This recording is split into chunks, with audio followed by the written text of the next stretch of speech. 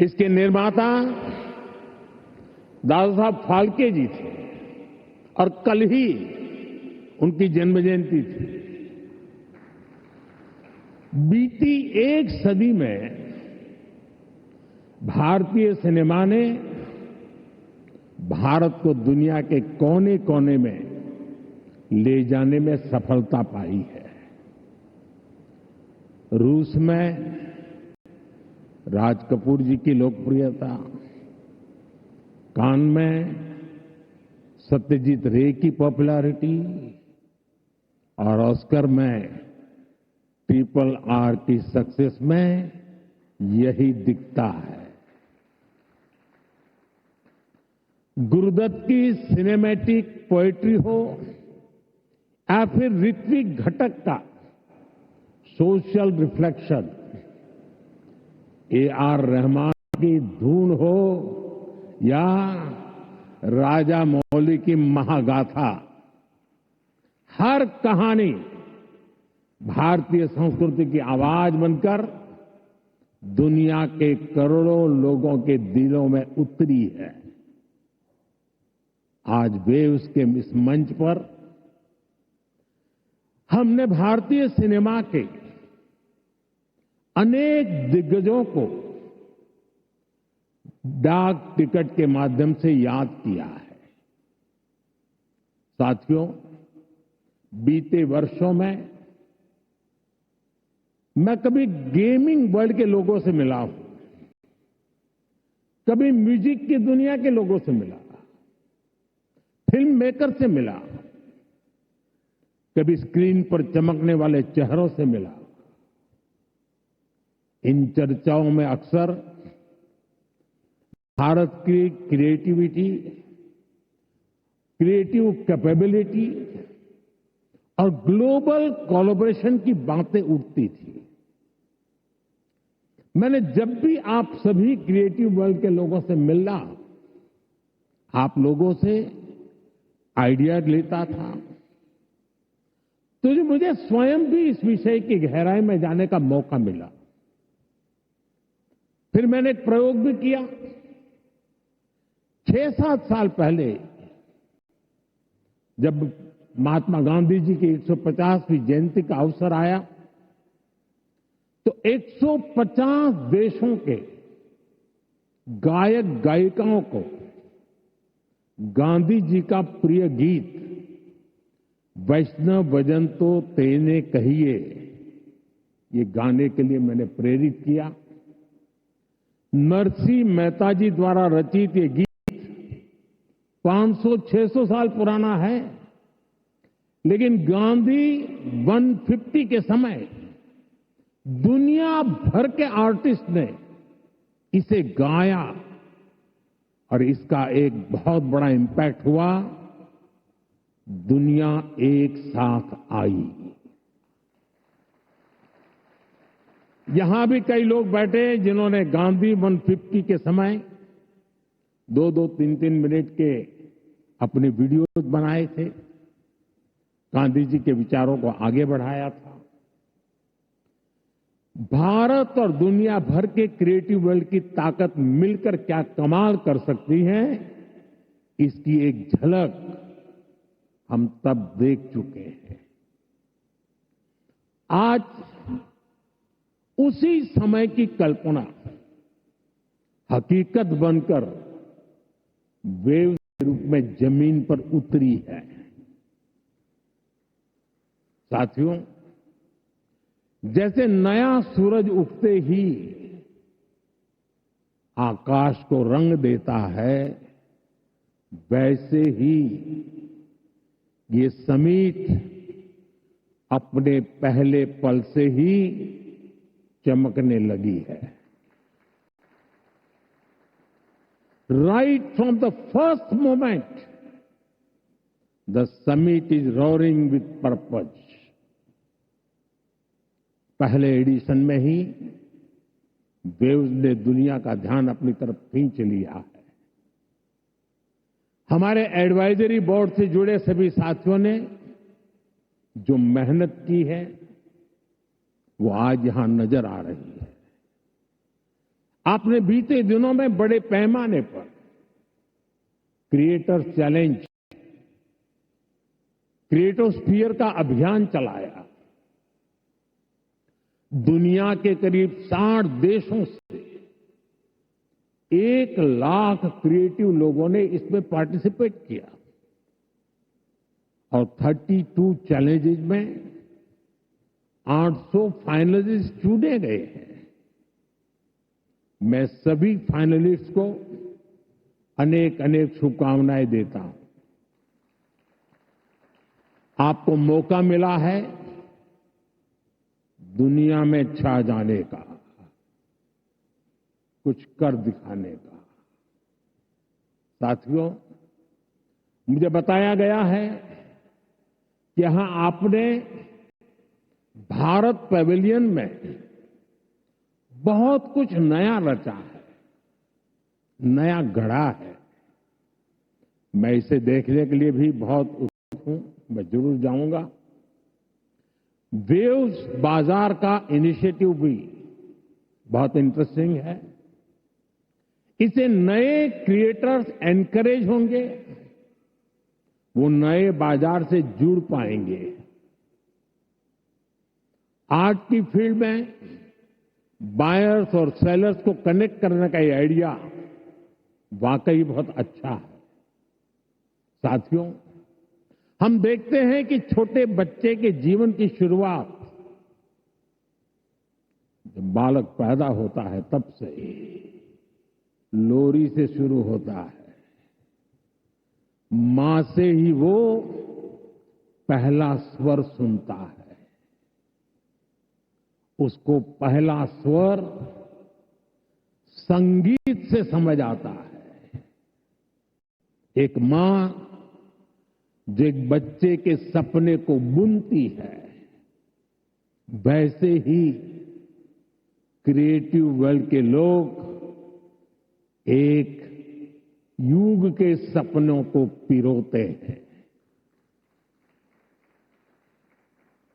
Waves का मकसद ऐसे ही लोगों को एक साथ लाने का है।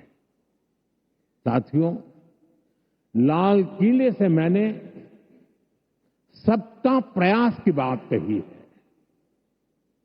आज मेरा ये विश्वास और पक्का हो गया है कि आप सभी का प्रयास आने वाले वर्षों में वेव्स को नई ऊंचाई देगा। मेरा इंडस्ट्री के साथियों से यह आग्रह बना रहेगा कि जैसे आपने पहले समिट की हैंड होल्डिंग की है, वो आगे भी जारी रखें। अभी तो वेव्स में कई तरह की खूबसूरत लहरें आनी बाकी है। भविष्य में वेव्स अवार्ड भी लॉन्च होने वाले हैं। ये आर्ट और क्रिएटिविटी की दुनिया में सबसे प्रतिष्ठित अवार्ड्स होने वाले हैं। हमें जुटे रहना है। हमें जग के मन को जीतना है, जन जन को जीतना है। साथियों, आज भारत दुनिया की 3rd लार्जेस्ट इकोनॉमी बनने की तरफ तेजी से आगे बढ़ रहा है। आज Bharat global fintech adoption rate में नंबर 1 है। दुनिया का 2nd लार्जेस्ट मोबाइल मैन्युफैक्चरर है। दुनिया का 3रे सबसे बड़ा स्टार्टअप इकोसिस्टम भारत में है। विकसित भारत की हमारी जर्नी तो अभी शुरू हुई है।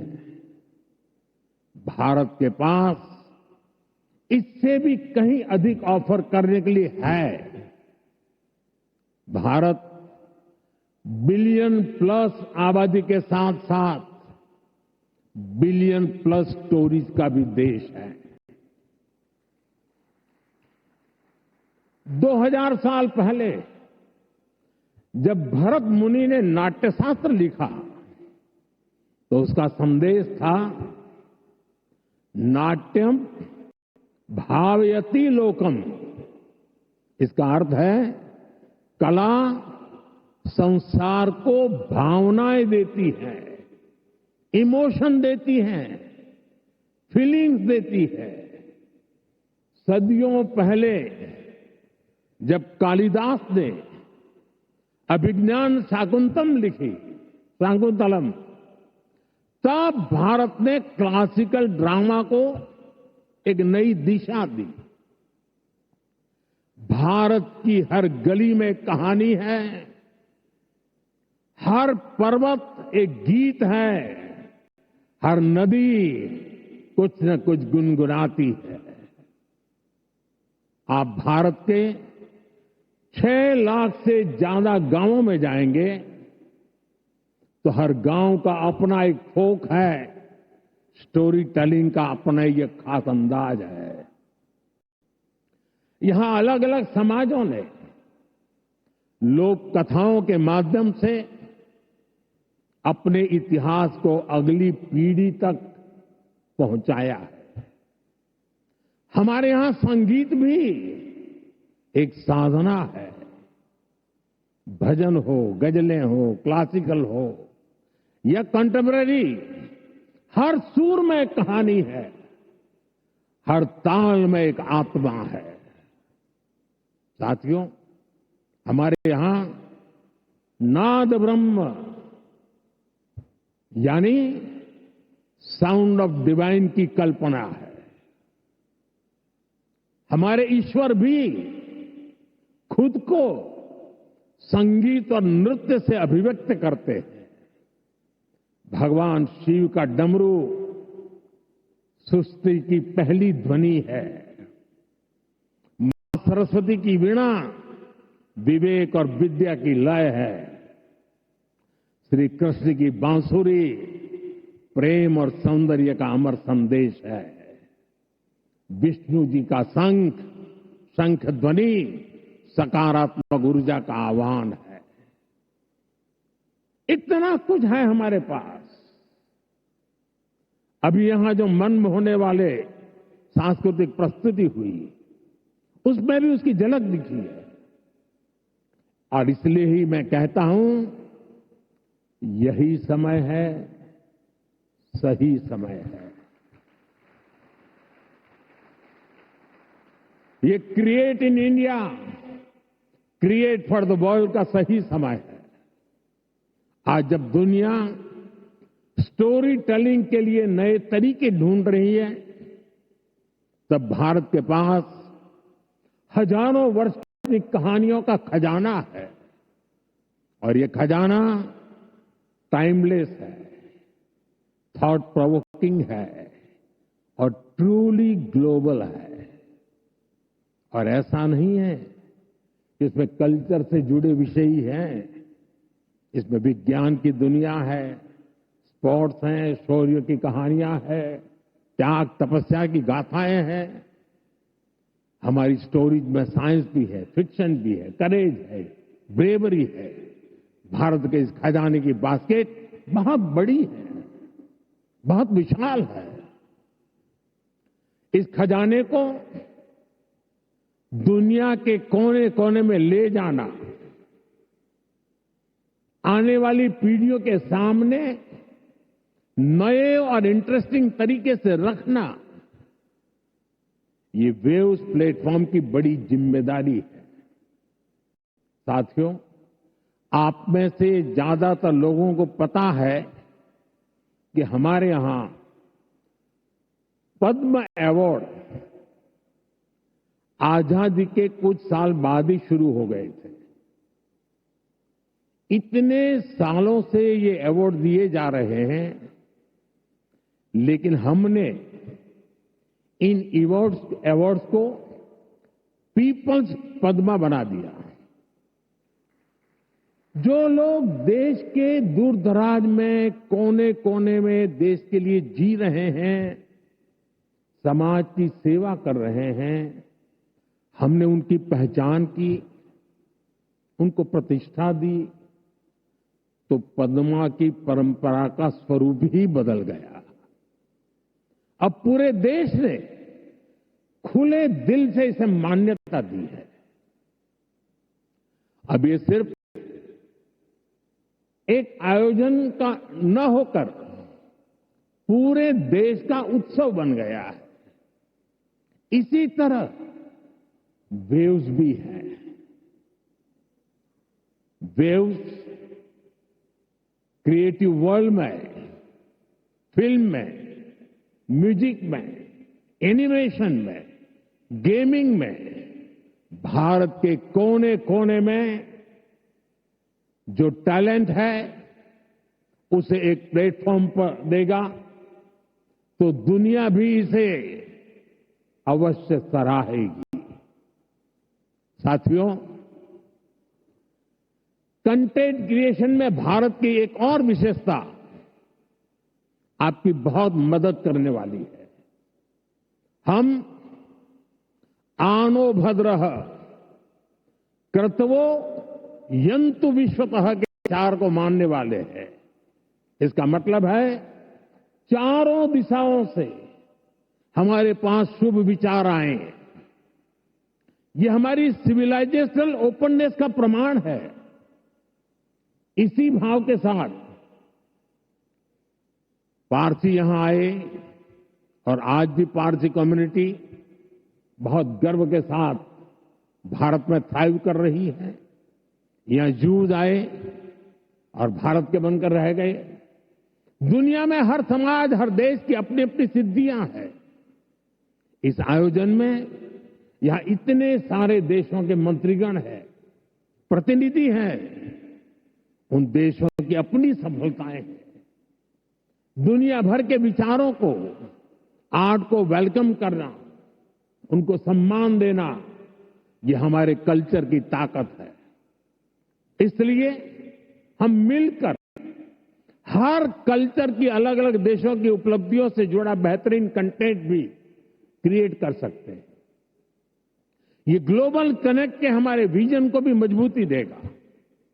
साथियों, मैं आज दुनिया के लोगों को भी ये विश्वास दिलाना चाहता हूं, भारत के बाहर के जो क्रिएटिव वर्ल्ड के लोग हैं, उन्हें ये विश्वास दिलाना चाहता हूं कि आप जब भारत से जुड़ेंगे, जब आप भारत की कहानियों को जानेंगे, तो आपको ऐसी ऐसी स्टोरीज मिलेगी कि आपको लगेगा कि अरे, ये तो मेरे देश में भी होता है।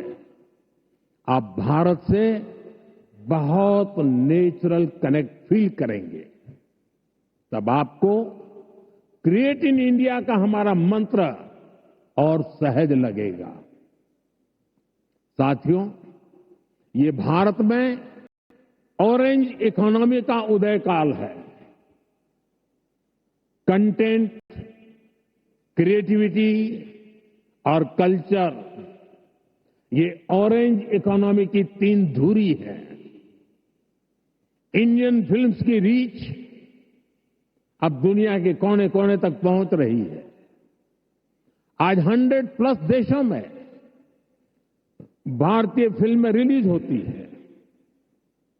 फॉरेन ऑडियंस भी अब इंडियन फिल्म को सिर्फ सरसरी तौर से देखता नहीं, बल्कि समझने की कोशिश करता है। इसलिए आज बड़ी संख्या में विदेशी दर्शक इंडियन कंटेंट को सबटाइटल्स के साथ देख रहे हैं। इंडिया में ओटीटी इंडस्ट्री ने पिछले कुछ सालों में 10x ग्रोथ दिखाई है। स्क्रीन साइज भले ही छोटा हो रहा हो, पर स्कोप इन्फिनिट है। स्क्रीन माइक्रो होती जा रही है, पर मैसेज मेगा होता जा रहा है। आजकल भारत का खाना विश्व की पसंद बनता जा रहा है। मुझे विश्वास है कि आने वाले दिनों में भारत का गाना भी विश्व की पहचान बनेगा। साथियों, भारत की क्रिएटिव इकोनॉमी आने वाले वर्षों में जीडीपी में अपना योगदान और बढ़ा सकती है। आज Bharat film production, digital content, gaming, fashion और म्यूजिक का ग्लोबल हब बन रहा है। लाइव कंसर्ट से जुड़ी इंडस्ट्री के लिए अनेक संभावनाएं हमारे सामने हैं। आज ग्लोबल एनिमेशन मार्केट का साइज $430 बिलियन से ज्यादा का है। अनुमान है कि अगले 10 सालों में ये डबल हो सकता है। ये भारत की एनिमेशन और ग्राफिक इंडस्ट्री के लिए बहुत बड़ा अवसर है। साथियों, ऑरेंज इकोनॉमी के इस बूम में मैं वेव्स के इस मंच से देश के हर युवा क्रिएटर से कहूंगा, आप चाहे गुवाहाटी के म्यूजिशियन हो, कोची के पॉडकास्टर हो, बेंगलुरु में गेम डिजाइन कर रहे हो या पंजाब में फिल्म बना रहे हैं, आप सभी भारत की इकोनॉमी में एक नई वेव ला रहे हैं। क्रिएटिविटी की वेव एक ऐसी लहर जो आपकी मेहनत, आपका पैशन चला रहा है। और हमारी सरकार भी आपकी हर कोशिश में आपके साथ है। स्किल इंडिया से लेकर स्टार्टअप सपोर्ट तक, एवीजीसी इंडस्ट्री के लिए पॉलिसी से लेकर वेव जैसे प्लेटफॉर्म तक, हम हर कदम पर आपके सपनों को साकार करने में निरंतर लगे रहते हैं। हम एक ऐसा एनवायरनमेंट बना रहे हैं जहां आपके आइडिया और इमेजिनेशन की वैल्यू हो, जो नए सपनों को जन्म दे और आपको उन सपनों को साकार करने का सामर्थ्य दे। वेब समिट के जरिए भी आपको एक बड़ा प्लेटफॉर्म मिलेगा। एक ऐसा प्लेटफॉर्म जहां क्रिएटिविटी और कोडिंग एक साथ होगी, जहां सॉफ्टवेयर और स्टोरी टेलिंग एक साथ होगी, जहां आर्ट और ऑगमेंटेड रियलिटी एक साथ होगी। आप इस प्लेटफॉर्म का भरपूर इस्तेमाल करिए, बड़े सपने देखिए, उन्हें पूरा करने के लिए पूरी ताकत लगा दीजिए। साथियों, मेरा पूरा विश्वास आप पर है, कंटेंट क्रिएटर्स पर है और इसकी वजह भी है यूथ की स्पिरिट में, उनकी वर्किंग स्टाइल में कोई बैरियर्स, कोई बैगेज या बाउंड्रीज नहीं होती। इसलिए आपकी क्रिएटिविटी बिल्कुल फ्री फ्लो करती है। इसमें कोई हेजिटेशन और रिलक्टेंस नहीं होता। मैंने खुद हाल ही में कई यंग क्रिएटर्स से, गेमर्स से और ऐसे ही कई लोगों से पर्सनली इंटरेक्शन किया। सोशल मीडिया पर भी मैं आपकी क्रिएटिविटी को देखता रहता हूं, आपकी एनर्जी को फील करता हूं। ये कोई संयोग नहीं है कि आज जब भारत के पास दुनिया की सबसे बड़ी यंग पॉपुलेशन है, ठीक उसी वक्त हमारी क्रिएटिविटी की नई नई डायमेंशन सामने आ रही है। Reels, podcast, games, animation, startup, AR, VR जैसे फॉर्मेट्स हमारे यंग माइंड्स इन हर फॉर्मेट में शानदार काम कर रहे हैं। सही मायने में वेव्स आपकी जनरेशन के लिए है, ताकि आप अपनी एनर्जी, अपनी एफिशिएंसी से क्रिएटिविटी की पूरी इस रिवॉल्यूशन को री इमेजिन कर सके, रीडिफाइन कर सके। साथियों, क्रिएटिविटी की दुनिया के आप दिग्गजों के सामने मैं एक और विषय की चर्चा करना चाहता हूं। ये विषय है क्रिएटिव रिस्पॉन्सिबिलिटी। हम सब देख रहे हैं कि 21वीं सेंचुरी के जो कि टेक ड्रिवन सेंचुरी है, हर व्यक्ति के जीवन में टेक्नोलॉजी का रोल लगातार बढ़ता जा रहा है। ऐसे में मानवीय संवेदनाओं को बनाए रखने के लिए एक्स्ट्रा एफर्ट्स की जरूरत है। ये क्रिएटिव वर्ल्ड ही कर सकता है। हमें इंसान को रोबोट्स नहीं बनने देना है। हमें इंसान को अधिक से अधिक संवेदनशील बनाना है, उसे और अधिक समृद्ध करना है। इंसान की समृद्धि इंफॉर्मेशन के पहाड़ से नहीं आएगी, ये टेक्नोलॉजी की स्पीड और रीच से भी नहीं आएगी। इसके लिए हमें गीत, संगीत, कला, नृत्य को महत्व देना होगा। हजारों सालों से ये मानवीय संवेदना को जागरूक रखे हुए है। हमें इसे और मजबूत करना है। हमें एक और अहम बात याद रखनी है।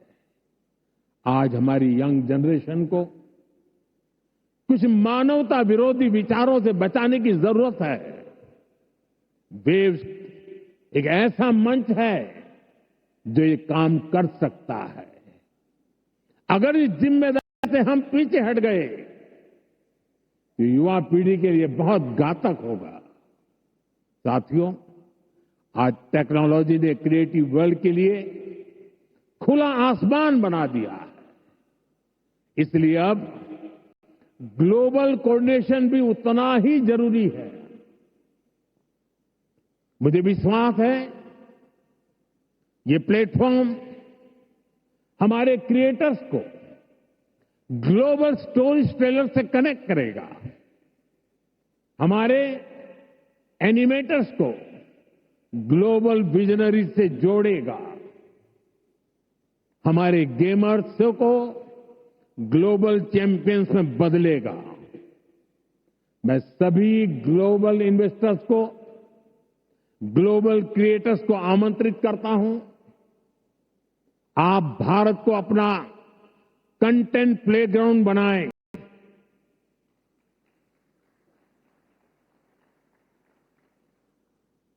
To the creators of the world, dream big and tell your story. To investors, invest not just in platforms, but in people. To Indian youth, tell your 1 billion untold stories to the world. आप सभी को पहली wave summit के लिए फिर से बहुत बहुत शुभकामनाएं देता हूं। आप सबका बहुत बहुत धन्यवाद। नमस्कार।